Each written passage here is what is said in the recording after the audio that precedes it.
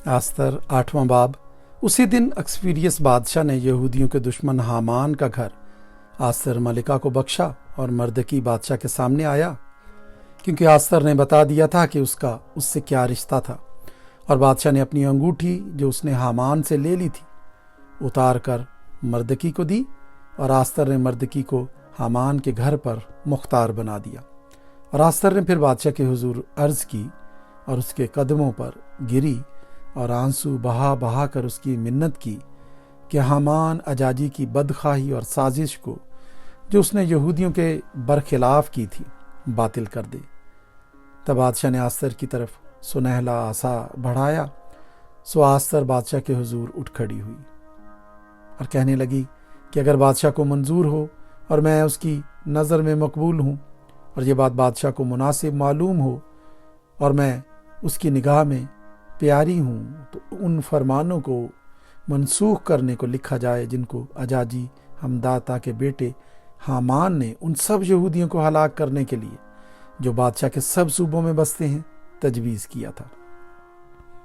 क्योंकि मैं उस बला को जो मेरी कौम पर नाजिल होगी क्यों कर देख सकती हूँ, या कैसे मैं अपने रिश्तेदारों की हलाकत देख सकती हूँ।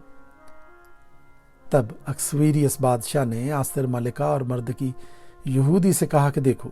मैंने हामान का घर आस्तर को बख्शा है और उसे उन्होंने सूली पर टांग दिया है, इसलिए कि उसने यहूदियों पर हाथ चलाया।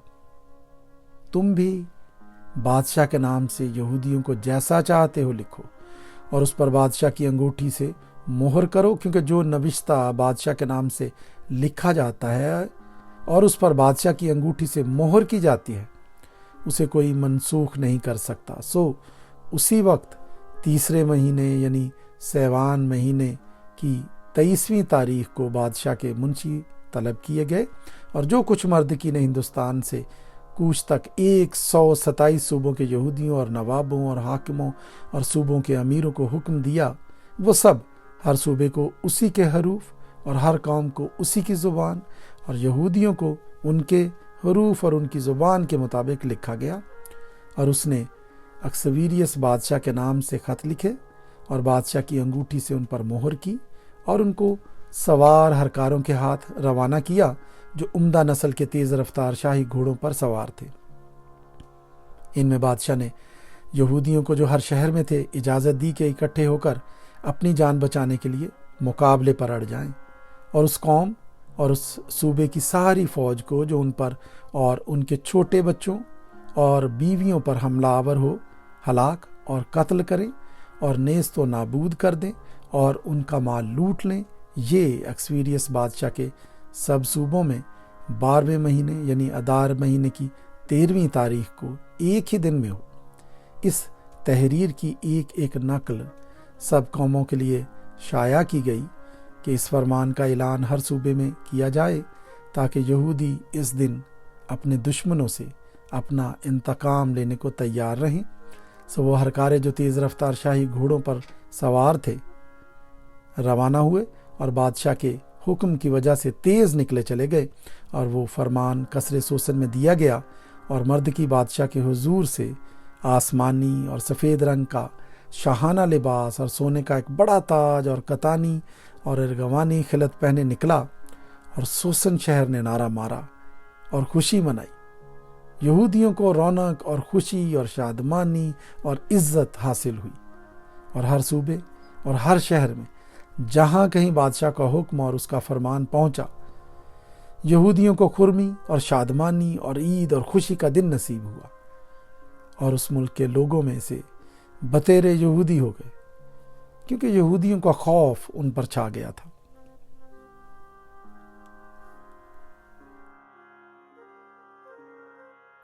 आस्तरनामा बाब। अब 12वें महीने यानी अदार महीने की 13वीं तारीख को जब बादशाह के हुक्म और फरमान पर अमल करने का वक्त नज़दीक आया, और उस दिन यहूदियों के दुश्मनों को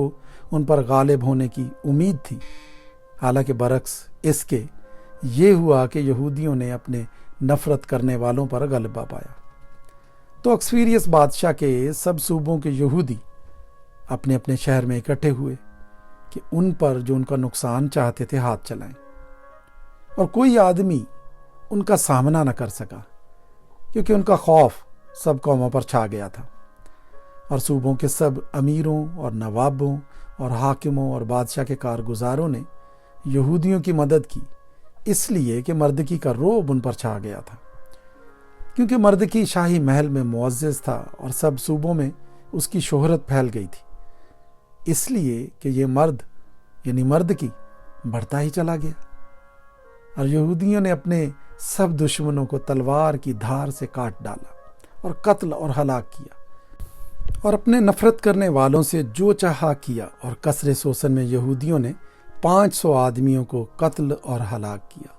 اور پرشنداتار، دلفون اور اسپاتار، پوراتا اور عدلیہ اور اردتا اور پرمشتا اور اریسی اور اردی اور وزاتا یعنی یہودیوں کے دشمن حامان بن حمداتا کے 10 بیٹوں کو انہوں نے قتل کیا، پر لوٹ پر انہوں نے ہاتھ نہ بڑھایا۔ اسی دن ان لوگوں کا شمار جو قصر سوسن میں قتل ہوئے بادشاہ کے حضور پہنچایا گیا، اور بادشاہ نے آستر ملکہ سے کہا کہ یہودیوں نے قصر سوسن ہی میں 500 آدمی اور حامان کے 10 بیٹوں کو قتل اور ہلاک کیا ہے، تو بادشاہ کے باقی صوبوں میں انہوں نے کیا کچھ نہ کیا ہوگا، اب تیرا کیا سوال ہے، وہ منظور ہوگا، اور تیری اور کیا درخواست ہے وہ پوری کی جائے گی۔ آستر نے کہا اگر بادشاہ کو منظور ہو تو ان یہودیوں کو جو سوسن میں ہیں اجازت ملے کہ آج کے فرمان کے موافق کل بھی کریں، اور حامان کے 10 بیٹے سولی پر چڑھائے جائیں۔ سو بادشاہ نے حکم دیا کہ ایسا ہی کیا جائے، اور سوسن میں اس فرمان کا اعلان کیا گیا، اور حامان کے 10 بیٹوں کو انہوں نے ٹانگ دیا، اور وہ یہودی جو سوسن میں رہتے تھے آدار مہینے کی 14ویں تاریخ کو اکٹھے ہوئے، اور انہوں نے سوسن میں 300 آدمیوں کو قتل کیا، پر لوٹ کے مال کو ہاتھ نہ لگایا، اور باقی یہودی جو بادشاہ کے صوبوں میں رہتے تھے اکٹھے ہو کر اپنی اپنی جان بچانے کے لیے مقابلے کو اڑ گئے، اور اپنے دشمنوں سے آرام پایا، اور اپنے نفرت کرنے والوں میں سے 75,000 کو قتل کیا، پر لوٹ پر انہوں نے ہاتھ نہ بڑھایا۔ یہ آدار مہینے کی 13ویں تاریخ تھی، اور اسی کی 14ویں تاریخ کو انہوں نے آرام کیا اور اسے ضیافت اور خوشی کا دن ٹھہرایا، پر وہ یہودی جو سوسن میں تھے اسی کی 13ویں اور 14ویں تاریخ کو اکٹھے ہوئے، اور اس کی 15ویں تاریخ کو آرام کیا اور اسے ضیافت اور خوشی کا دن ٹھہرایا۔ اس لیے دیہاتی یہودی جو بے فصیل بستیوں میں رہتے ہیں آدار مہینے کی 14ویں تاریخ کو شادمانی اور ضیافت کا اور خوشی کا اور ایک دوسرے کو تحفے بھیجنے کا دن مانتے ہیں۔ اور مردکی نے یہ سب احوال لکھ کر ان یہودیوں کو جو اکسویریس بادشاہ کے سب صوبوں میں کیا نزدیک کیا دور رہتے تھے خط بھیجے، تاکہ ان کو تاکید کرے کہ وہ آدار مہینے کی 14ویں تاریخ کو اور اسی کی 15ویں کو سال بسال ایسے دنوں کی طرح مانے جن میں یہودیوں کو اپنے دشمنوں سے چین ملا، اور وہ مہینے ان کے لیے غم سے شادمانی میں اور ماتم سے خوشی کے دن میں مبدل ہوا، اس لیے وہ ان کو ضیافت اور خوشی اور آپس میں تحفے بھیجنے اور غریبوں کو خیرات دینے کے دن ٹھہرائیں۔ یہودیوں نے جیسا شروع کیا تھا اور جیسا مردکی نے ان کو لکھا تھا ویسا ہی کرنے کا ذمہ لیا، کیونکہ اجاجی حمداتا کے بیٹے حامان سب یہودیوں کے دشمن نے یہودیوں کے خلاف اور ان کو ہلاک کرنے کی تدبیر کی تھی، اور اس نے پور یعنی کوڑا ڈالا تھا کہ ان کو نابود اور ہلاک کرے۔ پر جب وہ معاملہ بادشاہ کے سامنے پیش ہوا تو اس نے خطوں کے ذریعے سے حکم کیا کہ وہ بری تجویز جو اس نے یہودیوں کے برخلاف کی تھی الٹی اسی کے سر پر پڑے، اور وہ اور اس کے بیٹے سولی پر چڑھائے جائیں۔ اس لیے انہوں نے ان دنوں کو پور کے نام کے سبب سے پوریم کہا۔ سو اس خط کی سب باتوں کے سبب سے اور جو کچھ انہوں نے اس معاملے میں خود دیکھا تھا اور جو ان پر گزرا تھا اس کے سبب سے بھی یہودیوں نے ٹھہرا دیا، اور اپنے اوپر اور اپنی نسل کے لیے اور ان سبوں کے لیے جو ان کے ساتھ مل گئے تھے یہ ذمہ لیا، تاکہ بات اٹل ہو جائے کہ وہ اس خط کی تحریر کے مطابق ہر سال ان دونوں دنوں کو مقررہ وقت پر مانیں گے، اور یہ دن پشت در پشت ہر خاندان اور صوبے اور شہر میں یاد رکھے اور مانے جائیں گے۔ اور پوریم کے دن یہودیوں میں کبھی موقوف نہ ہوں گے، نہ ان کی یادگار ان کی نسل سے جاتی رہے گی۔ اور ابیخیل کی بیٹی آستر ملکہ اور یہودی مردکی نے پوریم کے باب کے خط پر زور دینے کے لیے پورے اختیار سے لکھا، اور اس نے سلامتی اور سچائی کی باتیں لکھ کر اکسویریس کی مملکت کے 127 صوبوں میں سب یہودیوں کے پاس خط بھیجے، تاکہ پوریم کے ان دنوں کو ان کے مقررہ وقت کے لیے برقرار کرے، جیسا یہودی مردکی اور آستر ملکہ نے ان کو حکم کیا تھا، اور جیسا انہوں نے اپنے اور اپنی نسل کے لیے روزہ رکھنے اور ماتم کرنے کے بارے میں ٹھہرایا۔ اور آستر کے حکم سے پوریم کی ان رسموں کی تصدیق ہوئی اور یہ کتاب میں لکھ لیا گیا۔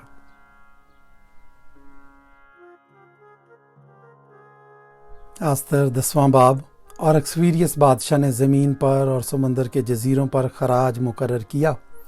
اور اس کے زور اور اقتدار کے سب کام اور مردکی کی عظمت کا مفصل حال، جہاں تک بادشاہ نے اسے ترقی دی تھی، کیا وہ مادی اور فارس کے بادشاہوں کی تواریخ کی کتاب میں قلم بند نہیں؟ کیونکہ یہودی مردکی اکسویریس بادشاہ سے دوسرے درجے پر تھا، اور سب یہودیوں میں معزز اور اپنے بھائیوں کی ساری جماعت میں مقبول تھا، اور اپنی قوم کا خیر خواہ رہا، اور اپنی ساری اولاد سے سلامتی کی باتیں کرتا تھا۔